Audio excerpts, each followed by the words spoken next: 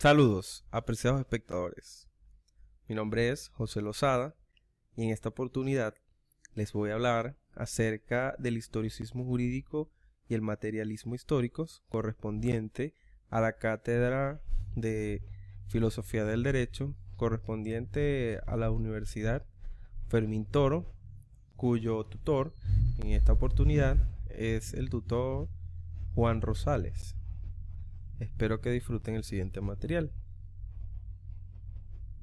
Entrar en materia de todos los aspectos y las terminologías que vamos a utilizar acá dentro de esta pequeña exposición acerca de lo que es el materialismo histórico y justamente el historicismo jurídico.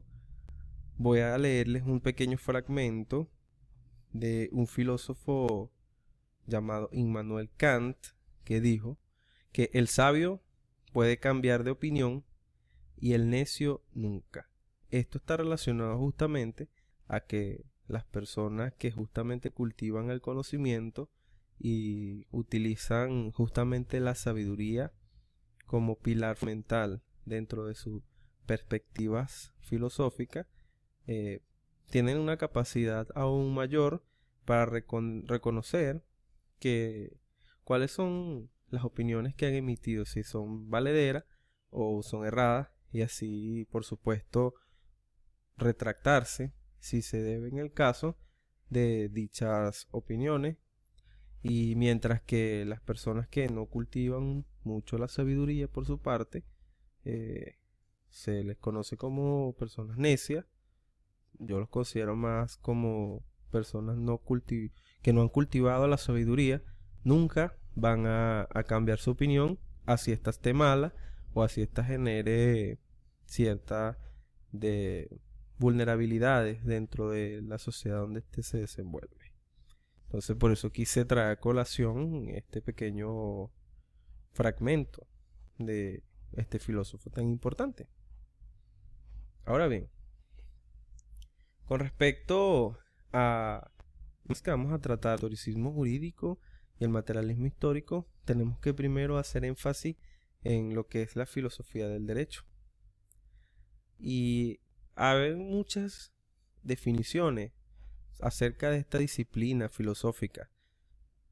Sabemos que la filosofía surge para darle respuestas al porqué de las cosas. Y en este caso, la filosofía del derecho está enfocada a un ámbito particular. Entonces se puede decir que esta disciplina se encarga de estudiar todos aquellos fundamentos filosóficos, obviamente creados por personas o filósofos de la época que pudieron estudiar diversos factores para así dar una base sólida y fundamental del derecho como tal desde los tiempos desde que surge este término de derecho junto a lo que se conoce como sociedad y dentro de la sociedad. Ahora bien, dentro del historicismo se puede decir que es un término relativamente usado en los 1881, cuyo principal precursor fue Werner, que utilizó la filosofía histórica de Vico. Dentro de esta perspectiva filosófica del historicismo podemos ver que ella implica, por tanto, una comprensión del hombre en la historia y por la historia. De ahí viene su terminología llamada historicismo, es decir, que se estudia toda la historia del hombre justamente enfocada en la antropología para determinar que justamente la misma historia, usada por la misma historia, perdón. Entonces, dentro del historicismo se pretende explicar toda la vida humana, como ya les dije, justamente el hombre es el principal sujeto de estudio en este caso. También estudia las ideologías, las instituciones que se crearon en las sociedades justamente por el mismo hombre y las estructuras de dichas instituciones de, de creación humana, como lo fue la familia principalmente, el Estado y otras sociedades donde el hombre se unió con sus semejantes justamente para perseguir fines comunes. Bien,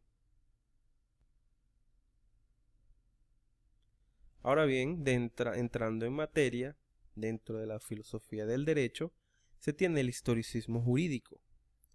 Es comúnmente conocido con el nombre de la escuela histórica del derecho. Justamente ve en el pasado de la nación, en el espíritu popular y en la costumbre la fuente de todo el derecho. Es por esto que les decía anteriormente que utiliza la historia para recrear los aspectos filosóficos del pensamiento jurídico dentro de esta cátedra. Entonces quiere decir que a través de la historia, y como bien dice acá la definición, el espíritu popular y la costumbre, se pretenden definir las fuentes que tiene el derecho dentro de la sociedad como tal.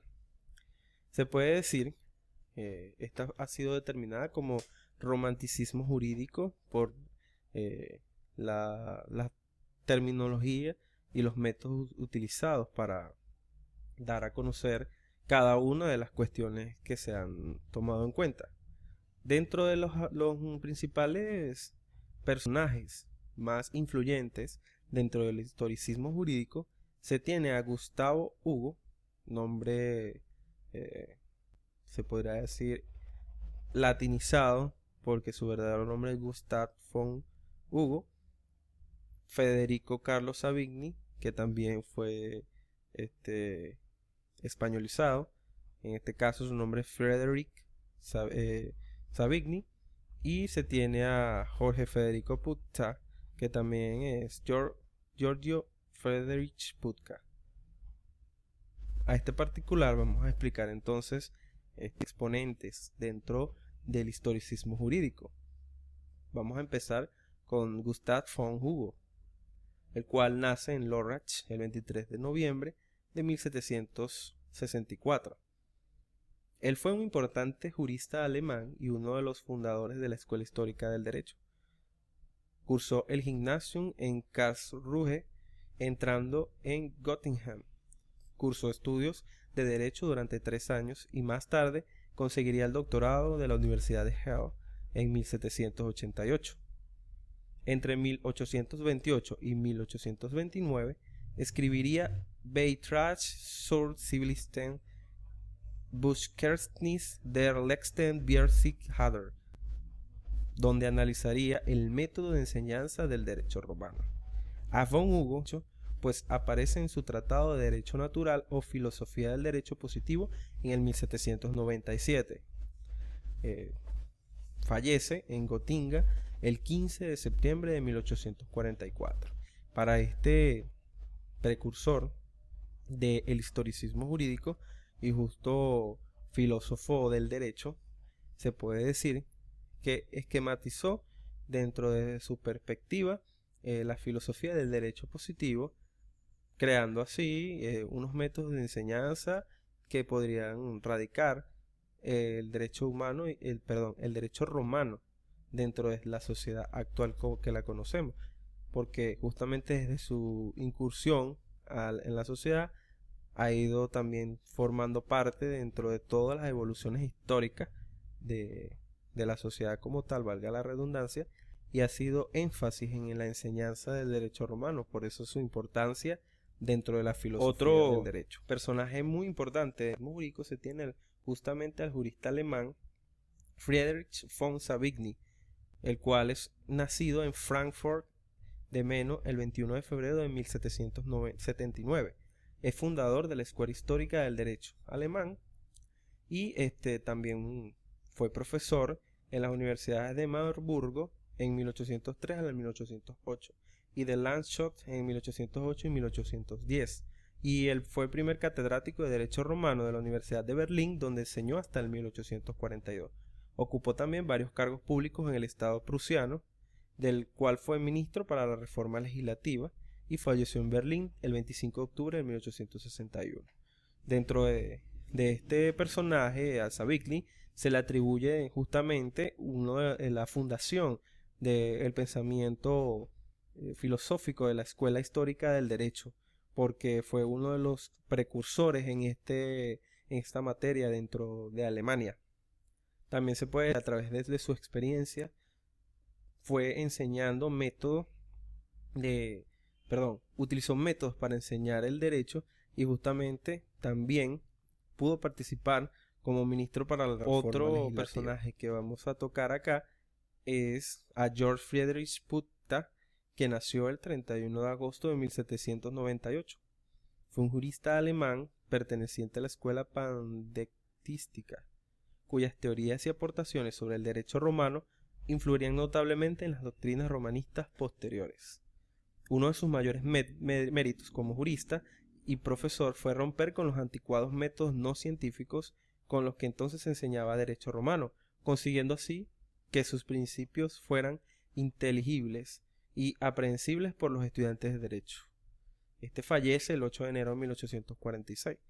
Dentro de sus logros más notables se puede decir que utiliza nuevos métodos para la enseñanza del derecho romano y por tanto se convierte en uno de los promotores más importantes dentro de la teoría del historicismo jurídico y de la pandectística para la enseñanza del derecho de aquella época, que justamente ha sido trascendente dentro de la evolución de toda la sociedad como tal. Para continuar con todo el marco de ideas que se han estado construyendo acerca del historicismo jurídico, del materialismo histórico y justamente de la filosofía del derecho, ahora vamos a hablar acerca de lo que es el materialismo histórico, valga la redundancia. Este término, que fue acuñado por el marxista ruso Giorgio Plejanov. En este aspecto, dentro del materialismo histórico, existe un marco conceptual identificado por Karl Marx y justamente es originario de esta teoría junto con Friedrich Engels. Dentro de este materialismo histórico se comprende la historia humana a través del materialismo dialéctico, que forma justamente una perspectiva teórica filosófica de lo que es el marco de cómo se circunscribe el hombre dentro de la sociedad junto con sus ideales, pensamientos y cualquier estructura social que éste mismo haya realizado o haya construido para tal fin.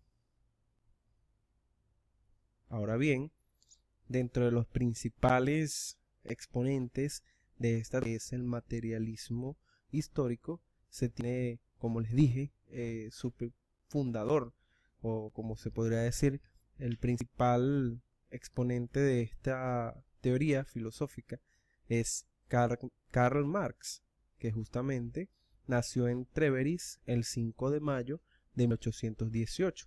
Fue un filósofo, economista, periodista, intelectual y militante comunista prusiano de origen judío. Como ya les había resaltado en el punto anterior acerca de lo que era la definición del materialismo histórico, Friedrich construyó o sentó las bases de lo que se le conoce como materialismo histórico. También es llamado Karl Marx, cabe destacar en este punto, como el padre del socialismo científico, ya que elaboró diversas teorías que sirvieron al auge de esta teoría sociológica o teoría de la sociedad. Asimismo, se considera padre del comunismo moderno y del marxismo, justamente derivado de su nombre, y del materialismo histórico, como bien se los repetía en aspectos anteriores. Sus escritos más conocidos son el Manifiesto del Partido Comunista, en coautoría con Engels, y El Capital. Dicho personaje muere en Londres el 14 de marzo de 1883. Ahora, dentro de todas las personas, no podríamos olvidar a Friedrich Engels, el cual nace en Barmen, Elberfeld, en Prusia, el 28 de noviembre de 1820. Este personaje se destaca por ser un filósofo y revolucionario alemán. Como ya les había dicho y vuelvo a reiterar acá en este apartado, fue amigo y colaborador de Karl Marx y fue coautor con él de obras fundamentales para el nacimiento de los movimientos socialistas, comunista y sindical. Cabe resaltar también que fue dirigente político de la Primera y Segunda Internacional. Engels no solo aplicó el materialismo histórico en sus escritos, sino que desarrolló y aplicó también el materialismo dialéctico, que llegaría a ser la filosofía oficial después de la Revolución Rusa de 1917. Este ilustre personaje, conocido en su tiempo como Friedrich Engels, muere en Londres el 5 de agosto de 1895. Prosiguiendo acá, en orden de ideas, vamos a tocar como tercer exponente del materialismo histórico a Giorgio Plejánov, ya citado anteriormente, por ser uno de los personajes que tomó justamente la teoría marxista, que luego utilizaría en otros ámbitos de la sociedad. Giorgio nació el 11 de diciembre de 1856. Fue un revolucionario ruso, teórico y propagandista del marxismo, del cual se considera el fundador de Rusia. Ahora bien, dentro de sus pequeña biografía, o como resumen de su biografía y justamente aspecto más importante de que pude considerar dentro de esta, que fue abandonando paulatinamente su bakuниnismo inicial y se convierte justamente a la teoría marxista, porque aprovechó su alejamiento de Rusia para completar su formación teórica y leer las obras marxistas, que junto con el fracaso de la agitación y los nuevos análisis sobre la decadencia de la Comuna Rusa le fueron conduciendo poco a poco a la socialdemocracia. Ahora bien, este personaje muere en Terioki, Finlandia, el 30 de mayo de 1918. Visto ahora lo que es del materialismo histórico, podemos colocar una posición crítica acerca de dicha teoría filosófica. Se puede decir que dentro del marco de la creación, concreción, realización y aún aplicación dentro de la teoría del materialismo histórico, se ha podido prever una ciencia social justamente con unas bases fundadas en estos pensamientos marxistas de Engels y justamente de otros personajes que no podríamos decir que poseen menos importancia. Sin embargo, como ya les dije, los más resaltantes fueron los tres personajes anteriormente citados. Entonces, a través de esto se puede conocer que la ciencia social y justamente la evolución humana tenga como bases y teoría teoría explicativa de dicho aspecto al materialismo histórico. Ahora bien, antes de terminar, tengo un pequeño pasaje dicho por Pierre Augustin de Beaumarchais en 1730 y 1799. Se murió este personaje, fue un poeta dramático francés, el cual dijo, entre uno de sus tiempos, que no mires nunca de dónde vienes, sino a dónde vas. Esto hace justamente referencia a que la persona, a través de la concreción de sus metas, logros y objetivos, tiene que ir mirando hacia su futuro y colocando especial atención a cada paso que da a lo largo de su vida, olvidando así todo el pasado, por muy tortuoso que pueda ser. Entonces, para finalizar, puedo decir, dentro de historicismo jurídico y el materialismo histórico, se pueden sentar unas bases justamente del derecho dentro de la sociedad, pues como teorías sociológicas, valga la redundancia, permiten explicar las interacciones e interrelaciones que tiene el ser humano con sus semejantes y con el Estado mismo, que es justamente unas relaciones jurídicas, en este caso, de persona natural a persona natural, persona jurídica, y así sucesivamente. Por tanto, permite crear, dentro de la perspectiva de la filosofía del derecho, todo un esquema teórico filosófico de las bases propias que posee el derecho en la actualidad, tomando como consideración todas las perspectivas de estos autores y filósofos que les he ido planteando durante toda la exposición y todo las he hecho notar. Ahora sí, esto es todo y gracias. Hasta la próxima exposición. Les habla José Lozada.